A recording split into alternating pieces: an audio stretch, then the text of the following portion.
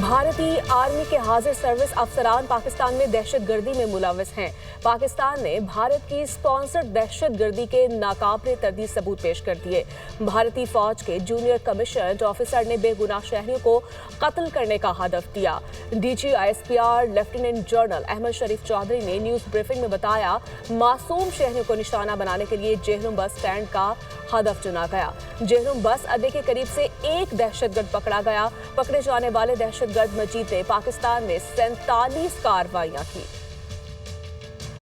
How India is executing and prosecuting terrorism inside Pakistan. Explosives, IEDs and other materials are being provided to terrorists to target not only military but also innocent civilians. He's a Pakistani citizen, Indian trained and sponsored terrorist Abdul Majid was apprehended near Jhelum bus stand. اس کے پاس سے ایک IED تقریباً 2.5 kg کی برآمد ہوئی، 2 mobile phones تھے۔ جب further investigation کی گئی تو اس کے گھر سے ایک انڈین ساخت کا ڈرون برآمد ہوا۔ اس کے علاوہ وہاں سے 10 لاکھ روپے کیش برآمد ہوا۔ اس کے موبائل فونز، ان کی جب ڈیٹیل انٹیروگیشن اور فرینزک کیے گئے تو آپ کے سامنے ابھی وہ تفصیلات ہیں، وہ ایویڈنس ہے which is irrefutable, which can be examined by any independent agency. دہشت گرد جون سا ہے، اس کا جو ہینڈلر ہے code name Sikandar, he is basically a junior commissioned officer of Indian Army Subedar سخوندر under this Major Sandeep Verma, جو اس دہشت گرد ایکٹیویٹی کو مینج کر رہے ہیں، پلان کر رہے ہیں، ایگزیکیوٹ کروا رہے ہیں۔ he is telling